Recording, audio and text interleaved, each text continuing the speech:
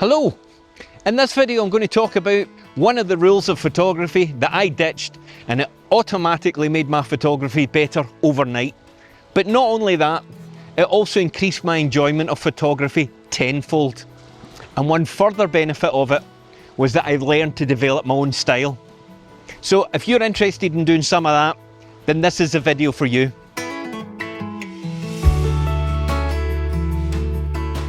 So let's look at the technical definition of what a rule is. A rule is basically a set of principles that you should follow if you want to avoid getting in trouble and if you want to do things that are the standard way and that have been an accepted practice over many, many years. Now that might not be the technical word perfect definition, but in theory, that's what a rule is. You know, there's a saying that rules are made to be broken, and I think that's absolutely nonsensical because rules are made to be followed, otherwise they wouldn't make them. However, if you're one of those people that gets really hemmed in by following rules and loses sleep when you don't, then this might not be the video for you. Or it actually might be the best video you've watched this year.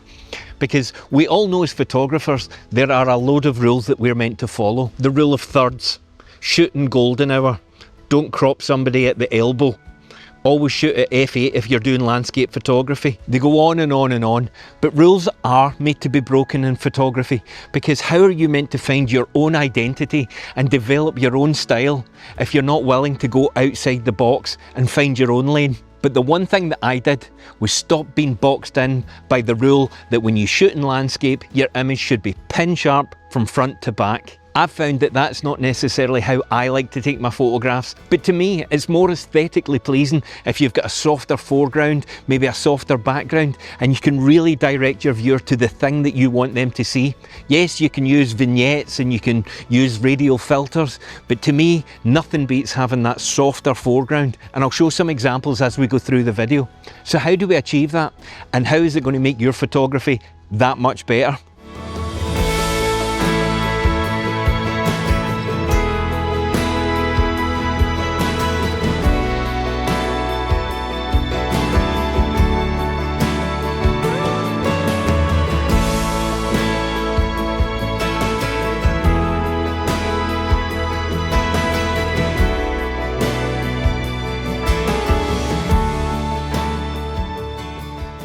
So let's talk about that for a while.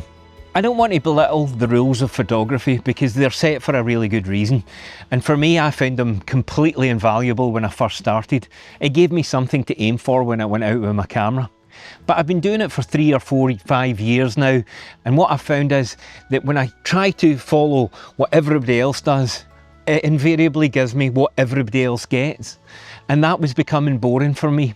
Now I love landscape photography. It's my passion to get out because I get to see the beautiful country of Scotland in which I live in. And I think I've said before that I don't think I was a fierce patriot until I picked up a camera and I actually went out and found out how beautiful the country I actually live in is. But when I was getting back and looking at my photographs, they could have been anywhere in the world. They could have been from any landscape photographer, and I never really wanted to print any off, put them in a frame and hang them on my wall. And that ultimately is one of the reasons why we take up photography, so that we can reminisce about the memories that we had, the places that we went, and the things that we saw. I was fed up looking at Instagram and scrolling through and seeing all these banger photographs that just look infinitely better than mine. And I started to analyse what it was about those photographs that really appealed to me. And one of the things was that the landscape photography didn't really seem to be pin sharp from front to back. In fact, quite the opposite. You had really blown out soft foregrounds, same in the background, and that really appealed to me. So believe it or not, when I go out and I shoot my landscape photography just now, it may change in the future. I'm shooting at f2.8, not f8, not f11, and that phrase, f8 and B there, doesn't really apply to me. And it doesn't need to apply to you either. So why not be brave and give it a go and see what you think? There are a few things that you need to take into account and a few little techniques, and we'll cover them. But basically, don't be scared and go out and experiment. If there's one thing you take away from this video, let it be this. It's all about foreground, foreground, and foreground. That's only 3. Foreground. Because if you don't have any good foreground, all you're going to have is a very blank and boring image to look at. So at the moment, there's lovely hills, some dead trees behind me. I'm sitting in the middle. It's not a great photograph, but from a video point of view, I've got the camera down nice and low, and even the grass can work as a foreground for you if you're struggling. But have a look about. You might find some flowers, some branches, or if you're a street photographer, a bin, a shopping trolley. It really doesn't matter. But if you've got something right down at the bottom of your image, you focus on the subject, it'll blow it out nice and softly, and it'll give that three-dimensional layer to your image. So remember, foreground is the key here. Yeah, you might not find that there's a lot of detail in the background just now, but maybe that's not what you want. So again, it doesn't have to be pin sharp from front to back. It needs to be the thing that makes you think that's a good image. But David, that might mean my image isn't perfect. So what? Technically perfect doesn't make a good photograph. You might nail absolute sharpness from front to back, your composition might be absolutely spot on, but if you don't manage to capture any emotion, any feeling in your image, then what was the point of taking it? Some of the best photographs ever taken are not technically perfect. Some were taken during war zones where it's almost impossible to get a perfect image. Some of them are black and white, shot just as somebody turned and managed to capture a fleeting moment. There's some motion blur in it. Not technically correct, but emotionally really powerful. So don't get bogged down by making sure that you get everything absolutely spot on. Go out and find out what it is that sings to you, the thing that really draws you in, and capture that. And don't get bogged down by what the settings are. Just make sure you capture the image. Remember, rules are there to help you. They're there to get you started, to make sure that you go in the right direction. But once you get a bit of speed going, then just go where you want. And once you've broken one rule, then all of them become up for grabs. There doesn't need to be a proper composition. There doesn't need to be a subject set on the rule of thirds. There doesn't have to be, as we've already talked about, pin sharp front to back. You can break some of these rules, and as long as you do it intentionally, then there's nothing wrong with that.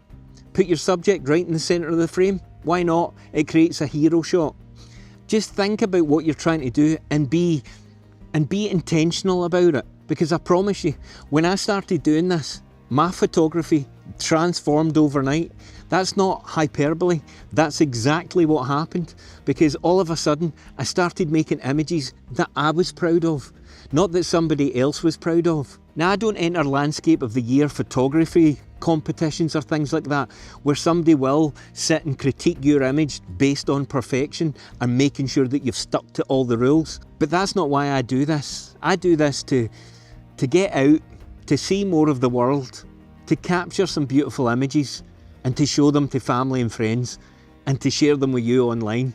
So trust me, just be a bit more free about things. You know, go bananas. Just do what you want to do and take the photographs that you really want to take. Because when you get back to the studio and you start editing them, it's a whole lot more fun rather than sitting looking at a perfect image and trying to make it look different from anyone else's. As always guys, if you found anything useful in the video, give me a wee thumbs up. And if you haven't, then let me know by hitting the like button. And if you don't think that's a fair comparison and you want to let me know that I should come up with a better judging system, then why not subscribe? I'll see you in the next one guys. Thanks for watching.